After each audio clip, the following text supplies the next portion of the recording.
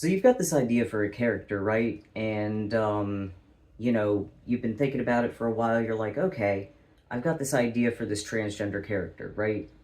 Um, and then you go down to draw him, and how do you draw transgender people? Hey y'all, welcome back to my channel. My name is Arthur, and this is I Dream of Entropy, the YouTube show where I indoctrinate you into the communist transgender agenda to draw better. So how do you draw transgender people? Well, there's a lot of advanced biology, sociology, and psychology behind that question. It's a question that deserves a detailed answer, because, like it or not, transgender people are people who exist and have bodies distinct from cisgender folks. Portraying people of a transgender experience requires a lot of knowledge about not only transgender bodies, but cisgender bodies as well. To begin, I want to talk about sex characteristics.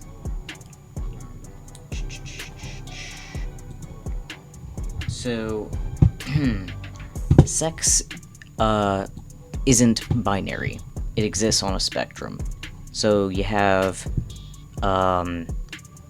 sex characteristics that are male and sex characteristics that are female. Nobody has, is all the way to one side or the other of the spectrum. It's much more likely that you're kind of like clustered over here with some of these traits, or clustered over here with some of these traits. So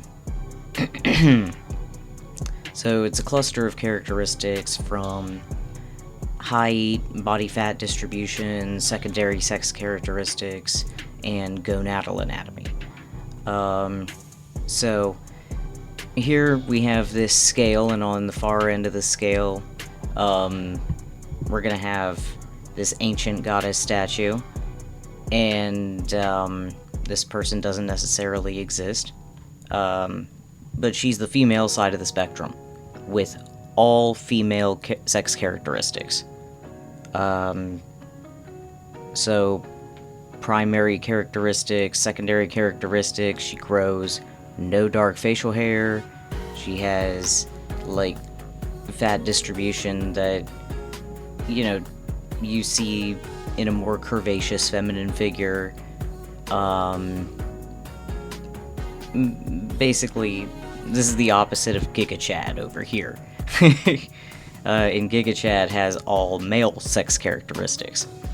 He's like 7 feet tall, and he has broad shoulders, he's muscular, with a huge distance, like, between either side of his eyebrows and his chin.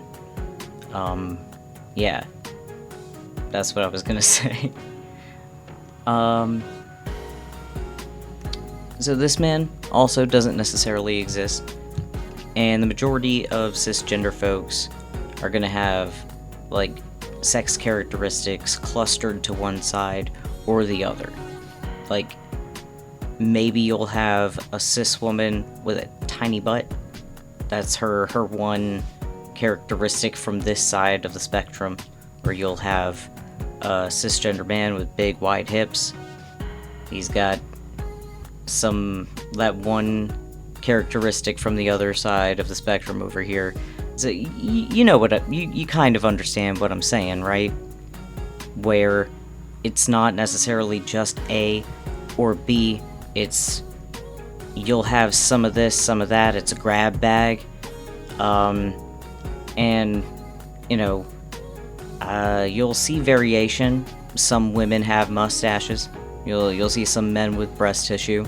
And on occasion, you'll, see somebody with ambiguity in their gonadal anatomy. Usually, these differences present at birth. The infant is surgically altered to make them fit one of these two categories. sometimes to the detriment of these people. These are intersex individuals, so this means that their sex characteristics are from, like, they're smack dab in the middle. Like, they've reached into both grab bags. So that's just kind of like how your body will present, your default physical body. So now that you're more familiar with the sex spectrum, we can move on to how hormones can change a person's physical appearance. Typically, when talking about transgender folks, we're discussing 3 types of transgender people. Binary transgender men, binary transgender women, and people on the non-binary spectrum. What does that mean? If you're a binary trans person, you were assigned one sex at birth, but your gender identity is that of the opposite sex. If you're a non-binary transgender person, your gender differs from the one you were assigned at birth, but may not neatly fit strictly, like, into a strictly binary system, if that makes sense. So that's all internal. What does that have to do with physical bodies? Well, it depends on averages. Not all transgender folks are at the same stage in transition. Not all transgender folks have the same transition goals. Not all transgender folks have access to hormones or access to, surgical intervention. So you're gonna get a lot of variation in between, like, these transgender people. But what you'll see is, typically, if a person undergoes their puberty of their assigned birth sex, like they don't have access to puberty blockers early on, then they may develop, a physical frame that's a bit more like that of their assigned birth sex. But then we get into people who have taken hormones. So you have people who were on blockers first and then started hormones. They're typically going to have bodies that are more like their cisgender counterparts. So, like, a trans kid, right, that starts puberty blockers and then transitions early on, I'm assuming because they have the coolest parents ever, don't normally develop bodies like cis women. They tend to develop bodies more like cis men. They're a bit taller. They're, if they've been on T before their bone plates have settled, they're, gonna have a more masculine physical frame. And things like that. The same with transgender women who are on blockers and then estrogen. They tend to have bodies more, like their physical frame, like when their bone plates set, they'll have different like skeletal structures, if that makes sense. Whereas if somebody begins transition after they've undergone that initial puberty, they may, like me, I had breast tissue, I needed that removed. So I've got scars there. The doctor did a fantastic job, though. I am very pleased with the results. Or you'll have, somebody with, like, a different jawline or brow shape, which they also offer surgical intervention for. That's facial feminization surgery. And some of this is covered by insurance. So a lot of it depends on where your person's living, what your person has access to, and what their transition goals are. Not everybody wants to have bodies that, look cisgender. Some people are perfectly fine, like, having a body that's different from their cisgender counterparts. So, it depends. It's very much on an individual basis. There's also the concept of cis passing. That doesn't necessarily depend on if the person, like, transitioned earlier in life or later in life. Like, people can, achieve a level of cis passing. Like me, I pass pretty well in public. I'm never bothered. I work a job in trades in Southern Virginia. The things about my body that I notice, nobody else notices, like the things that I think are clocky, like I have a big fat dump truck ass. Unfortunately, this happened after T. And it's just my frame combined with muscle gains. Can't do nothing for it. But it doesn't make me visibly trans. It's something only I notice. But yeah, when you're designing these people, keep your eye out for those little things. Depending on how far along they've transitioned, and you can also change your characterization to reflect, like that kind of thing. Like, for example, trans fellas have a bit of a slouch sometimes. Is usually caused by the lack of comfort with breast tissue. You want to kind of make that area of your body less noticeable, so you develop a slouch. And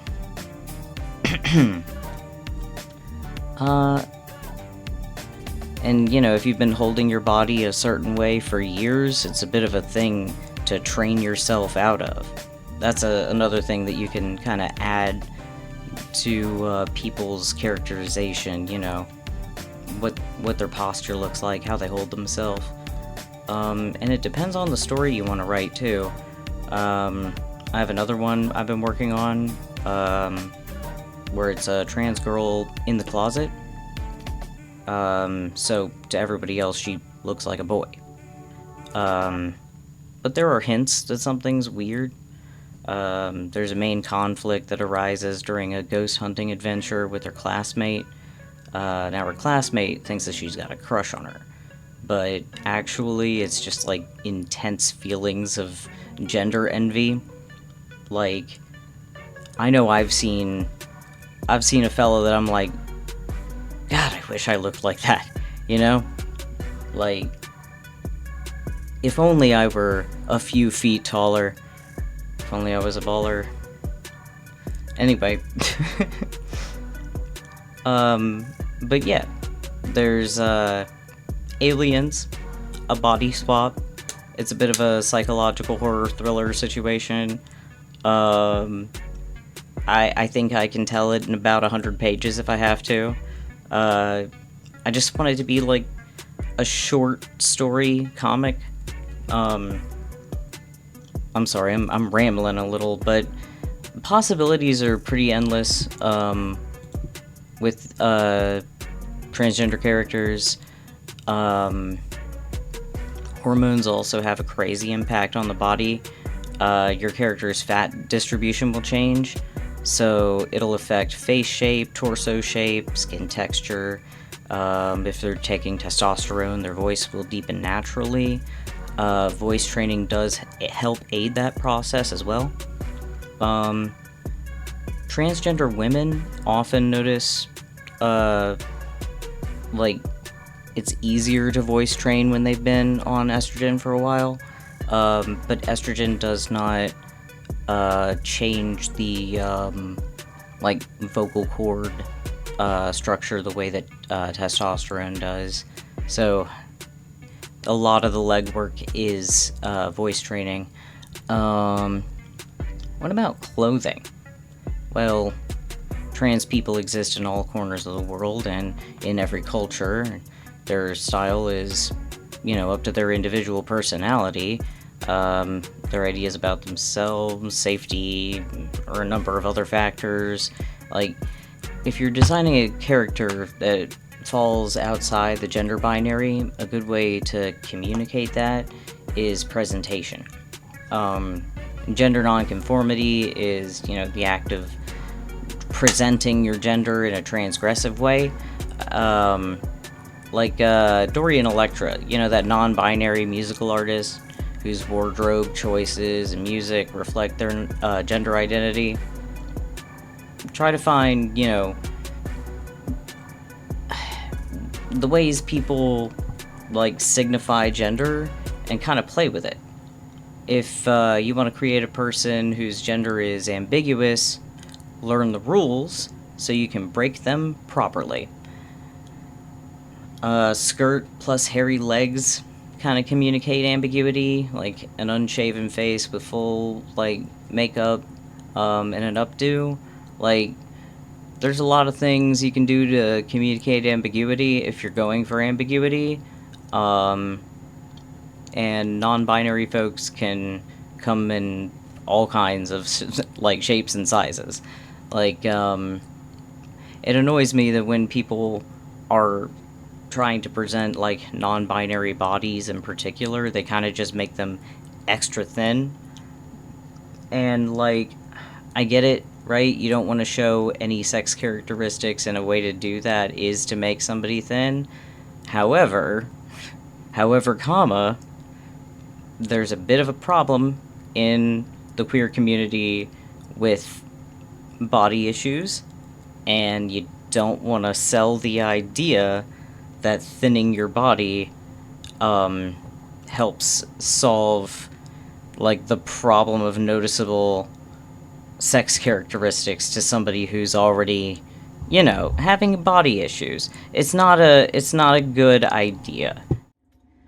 But Arthur, I hear the devil's advocate reaching across space-time through the YouTube comment section. People are so easily offended these days. How do I make sure that I'm not portraying a caricature of a trans person by accident? I want to introduce you to Tokyo Godfathers. You can tell the jokes, you just have to actually be funny. Tokyo Godfathers is a comedy about three homeless folks. There's the drunk, the troubled teen, and the trans woman, who find a baby on Christmas in the trash. So they're thrust into all sorts of bizarre and hilarious situations trying to get the baby back home. All the while, Miss Helen is there, and she's not just a one-off gag, but a real character with real human motives. She isn't initially respected by anyone in the group, but is still helpful and caring to all of them. Eventually, she is given that respect by this runaway girl. She does, call her Miss Helen. She is the female honorific. It's very cute. And the comedy translates incredibly well. And the trans woman, while drawn with masculine features, is she's an accurate depiction of a trans homeless woman. She doesn't have the money for electrolysis. She's hardly able to reach a sink probably most days. She's, presented as she is, and we, the audience, are made to engage with her as she is. She's not drawn like a supermodel. She doesn't have to be. She's simply a human being. That's enough to be worthy of respect. And if you take a look at her mannerisms, She's very feminine too. The way she clutches her arms, purses her lips, like holds a finger to her chin, she acts like a woman, as to imply that's her nature. It's an incredible piece of trans rep coming from 2003 Japan in a comedy. Like, it's the kind of thing you wouldn't expect to come out of 2003 Japan. What I'm trying to say is, execution is the key. When people see your work, will they think you don't know your subject? Will they think you care to learn? Like, that's what you need to be asking yourself when you design people who don't look like you. How are they seen in media, and how can I make them feel more seen? Anyway, thank you so much for watching. If you liked this video, feel free to leave a like. Please subscribe for more. I am doing this entirely for free, but donations are accepted at my coffee shop, linked below. You can find commission links there as well. Thank you for your time. I'll see y'all in the next video. Peace.